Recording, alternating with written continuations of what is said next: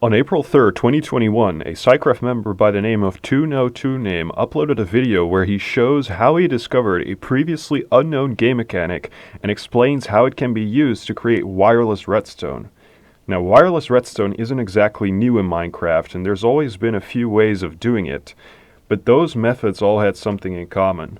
They were either unreliable, unpractical, or had some other flaw that made them not worthwhile. However, this new method is completely different from any other method in existence. It solves all the problems that other methods have. It's reliable, fast, compact, and even allows you to configure channels. So this is what the design by 2no2name looks like. So right now this lamp is turned off, but if I place a daylight sensor right here, this dropper will drop an item, and as you can see, this lamp turns on. Now, you can send one signal per second this way, which is fine if you just need to activate a Pearl stasis chamber, for example. But what if you want to send multiple signals? What if you want to send entire sequences of data? So I compacted it down and turned it into this. So this is one-way tileable. And on top of that, the bit rate is doubled. So this slice right here is the equivalent of 2 of those machines in terms of bit rate. This will give you 1 bit per second, and this will give you 2 bits per second. Now, if you have a high-speed receiver, then manually placing the daylight sensors is going to be a little bit unpractical. So you might as well have a high-speed transmitter. So that looks like this. This is a high-speed transmitter. And what I did was I placed 8 of these slices next to each other for a total of 16 bits or 2 bytes per second, or the equivalent of 16 of those machines. And that looks a little something like this.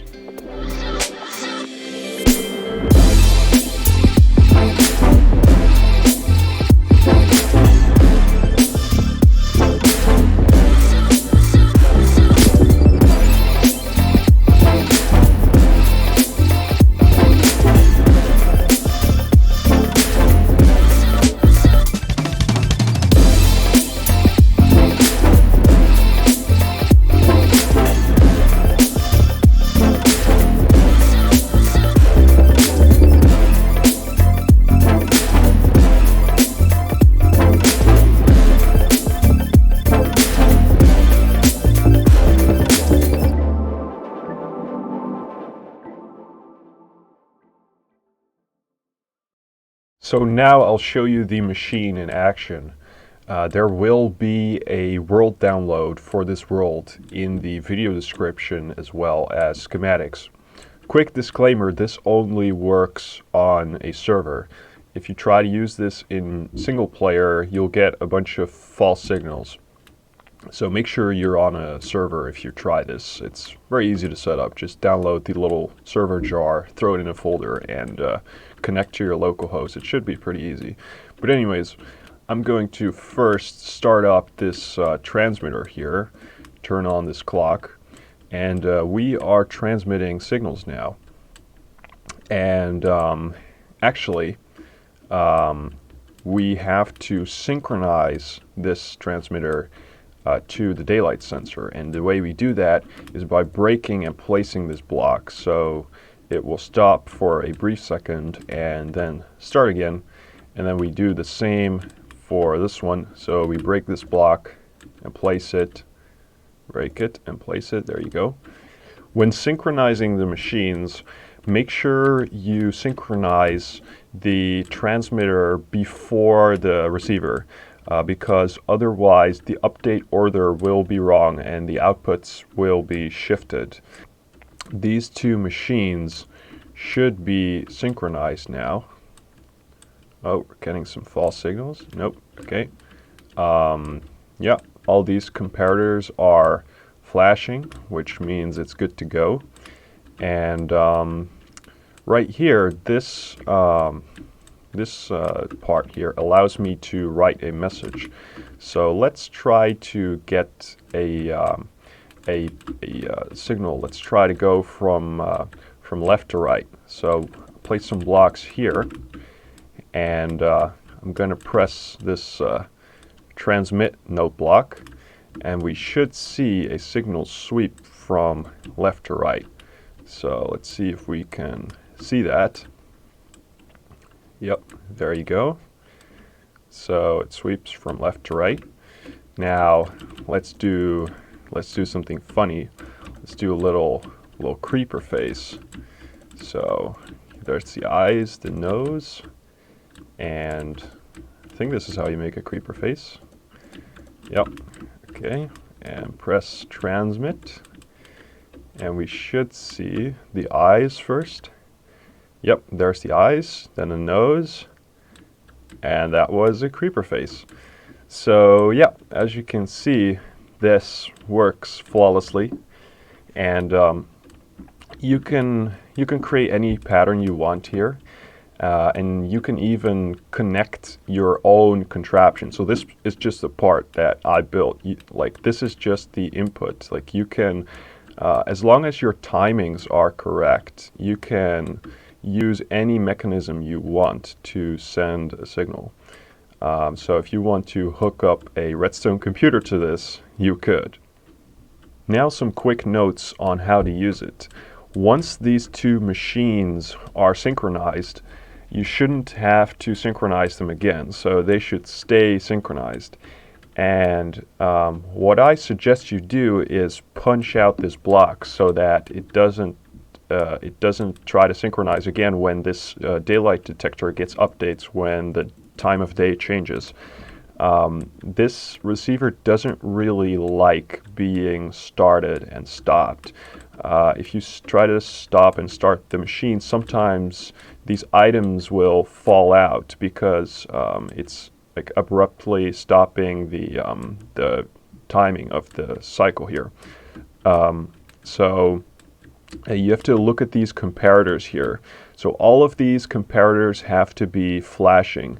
If a comparator is constantly turned on, it probably means there's items stuck in the hopper and you need to remove those.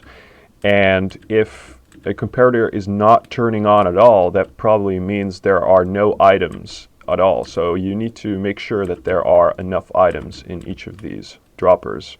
So yeah, just punch out this block right here, and you can do the same for the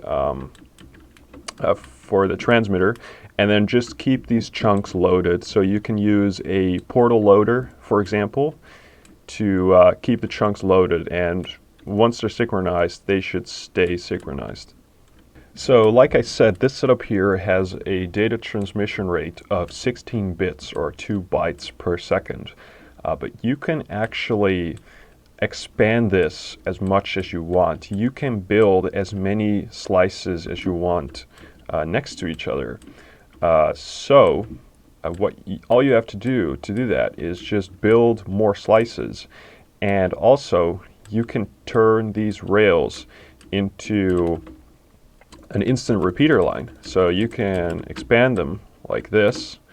I'll quickly show you how to do that, and place 2 observers like this, and then repeat this like so. Place another one right here, and another one, and make sure the amount of repeaters, like the amount of this right here, that the amount you have here is even. So right here I've got 4 of them. You need to have an even amount. So to activate the instant repeater line, place some redstone blocks, and then take them out from the end like this. And now, as you can see, this repeater line is turning on and off at the same time. And you can do the same here. So just go like this, and then repeat the same pattern. And you can do you can do the same for this line. So you can go like this, or well, it's the other way around. It would be like this, and you can do that as well. And here you can extend the repeater line like so.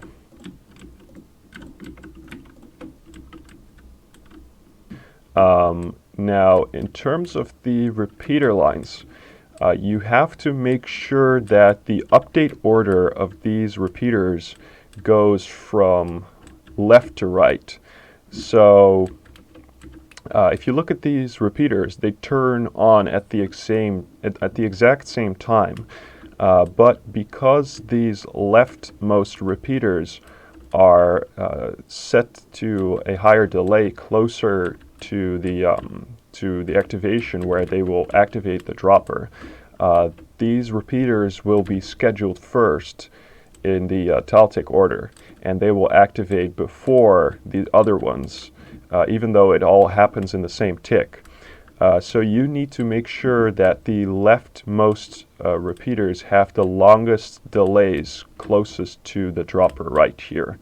And the same goes for the transmitter right here. These 3 rows of repeaters, these are to make sure that the update order is correct. So these 3 rows right here, like 1, 2, 3, these are for the update order. But the other repeaters here are to set the channel. So you can set them to any delay you want to set a channel. You can do any delay you want as long as they are all the same. So if you set this one to 3 ticks, that's fine as long as all of these are at 3 ticks. Right here, you do the same for the transmitter, but it's a little bit more complicated because they are staggered like this. So just make sure you set them correctly. But if you all set them to the same delays, both the transmitter and the receiver, they will be on the same channel. In total, there are about 65,000 different channels that you can set it to, or 4 to the power 8.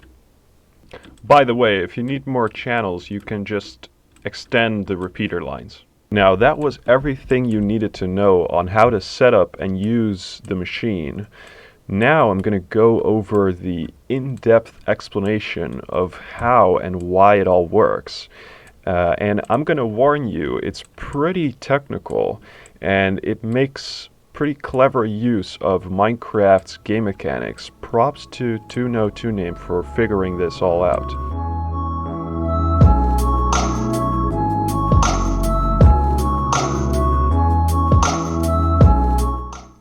So in Minecraft, every time an entity is created, it gets a unique entity ID, and this is a counter that goes up. So every time an entity is created, it gets an entity ID value that is 1 higher than the entity before it. So this might be 1, this might be 2, 3, and this will be 4, 5, 6. And this entity ID value is actually global. On a server is a global value, and the wireless redstone works by in a way reading this value and manipulating it. So whenever an item in Minecraft is sitting still on the ground, it enters into sort of like a lazy state. And items, you know that items can move. But if an item is sitting still on the ground, not moving, it will only try to move once every 4 game ticks instead of every game tick. So if you didn't know, Minecraft runs at 20 game ticks per second. And because this item is sitting still on the ground, it will only check to move every 4 game ticks. Now, which game tick it checks is not the same for every item, because if every item would try to move in the same game tick, then you would get lag spikes. So the game tries to distribute the points where items check to move, and the way the game does that is by looking at the entity ID. Now, how can we actually read this value in game? The game calculates the entity ID value modulo 4, and the result of that will be either 0, 1, 2, or 3. And so if we have a bunch of items on the ground like this, this will essentially divide these items into 4 groups that will all check to move together. If we have an item sitting on a trapdoor like this, there are 4 possibilities. If we open the trapdoor and the item is in group 0, then it will immediately try to move into the hopper hitbox and get picked up.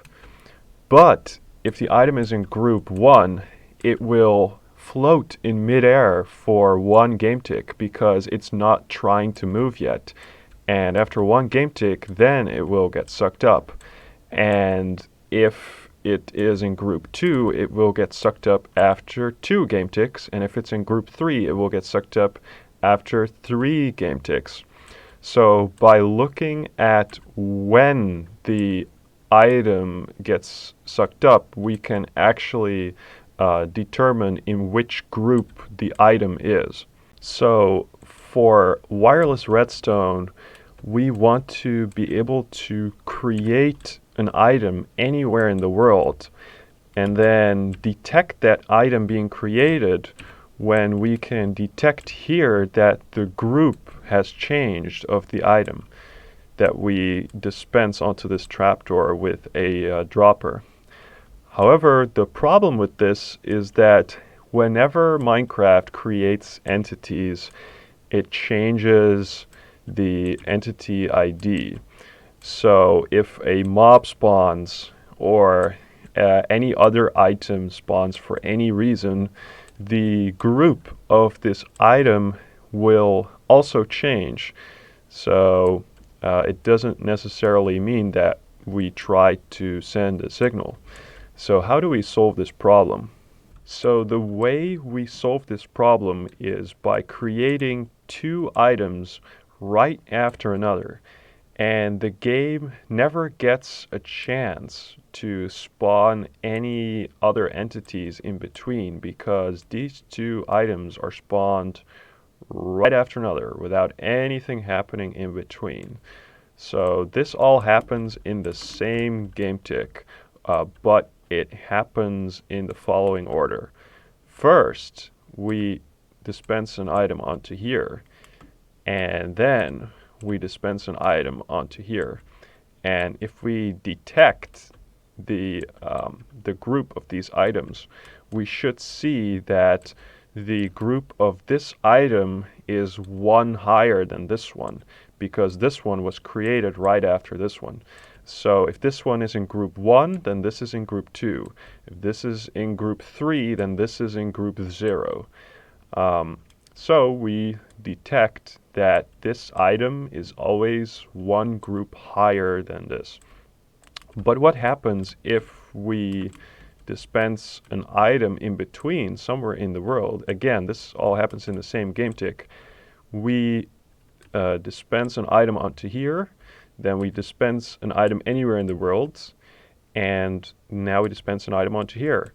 What we will detect here is that the group of this item is actually 2 higher than this one because this one was in between.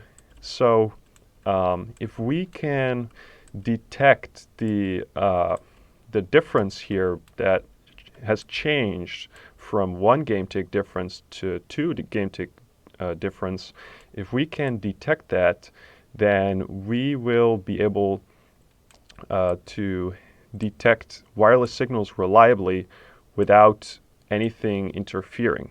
And on top of that, we can even transmit more data like this, because if we do the same thing again, so we dispense an item onto here, but now instead of creating one item anywhere in the world, we create two.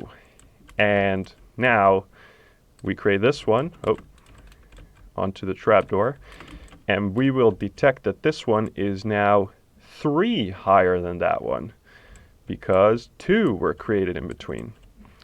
So, yeah, there are 4 possible differences between these two items.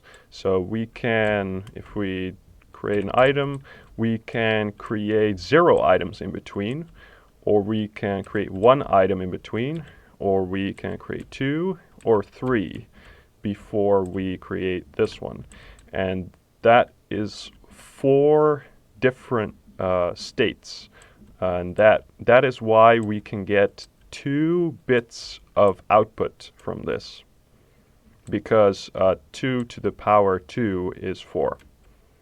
Now let's look at this concept in action in the receiver here. So here are the items on the trapdoors, and I want you to pay close attention to when these items get picked up by the hoppers. So right now the game is frozen, but I'm going to advance the game 1 tick at a time, and I want you to pay close attention to when these items get picked up. So here we go. These trapdoors could open. Oh, yeah, there we go. Okay, so we can see that this item right here is picked up, and these 3 items are not picked up yet. So the group of this item was group 0, because in the same tick that this trapdoor opened, the item got picked up. And then if we go 1 game tick further, this one gets picked up. So this one was in group 1. And we go 1 further, and this one gets picked up. So that was in group 2. And then the last one is in group 3. So you can see here how the items get picked up at different times, and you can see these comparators all light up in a different game tick.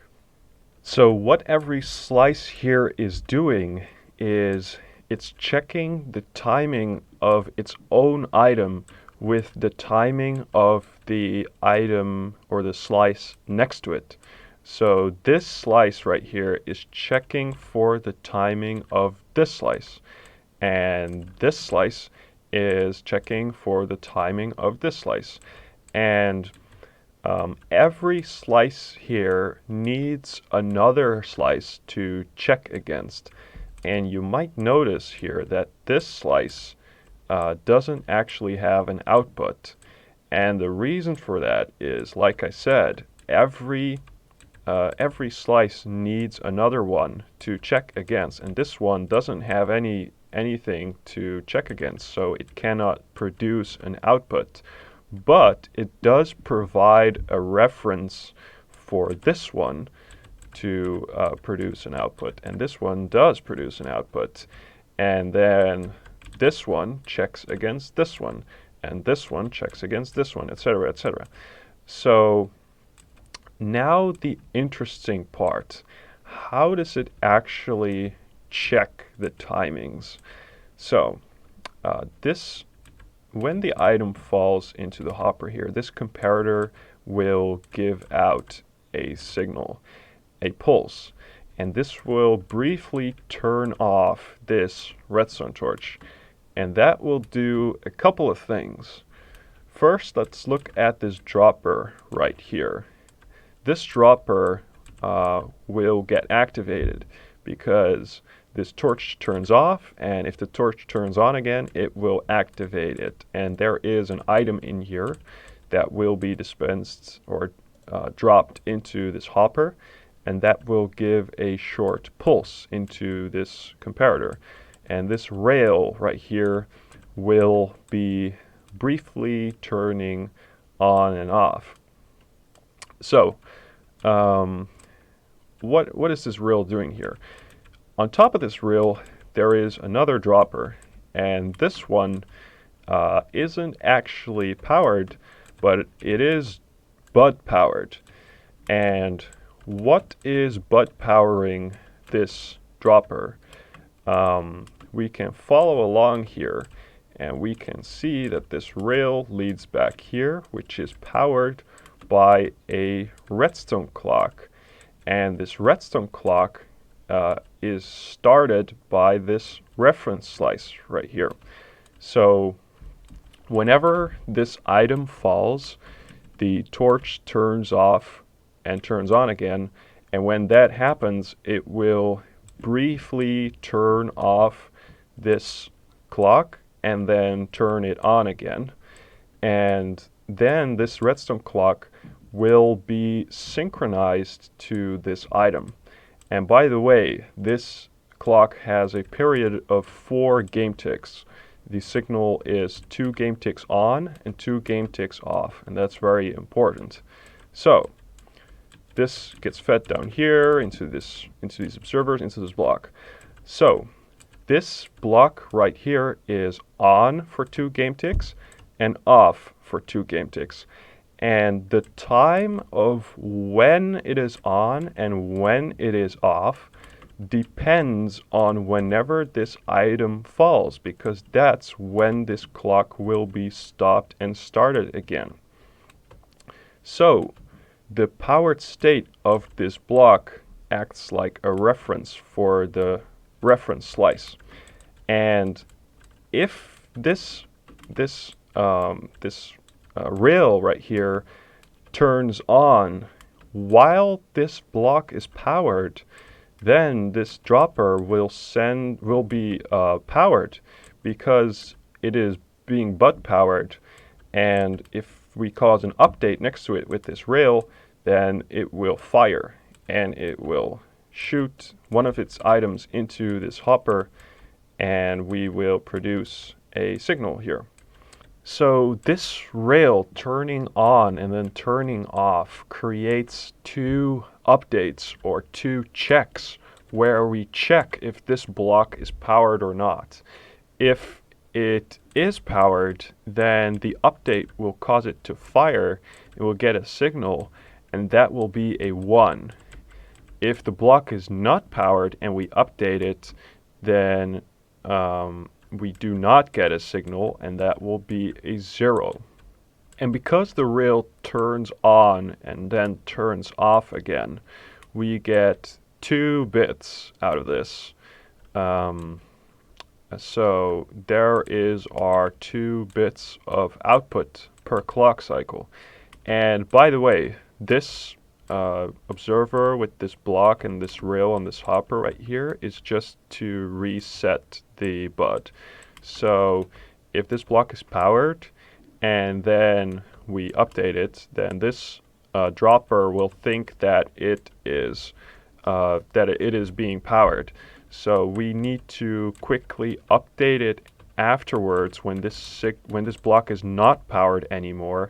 We need to update it again to remind it that it's not actually powered anymore. So that's where this is for. This rail is actually powered for 7 game ticks, and so the first time it powers on, it creates an update and we check for this block. And then 7 game ticks later turns off, we create another update and then check for it again. And these 2 checkpoints, 7 game ticks apart from each other, the state of the clock signal at those checkpoints, those are the 2 bits that describe the clock signal. And if we shift the period of the clock, if we shift the clock signal by 1 game tick, then these bits will change. But if we shift the clock signal by 4 game ticks, then it will not change because it will be essentially the same signal.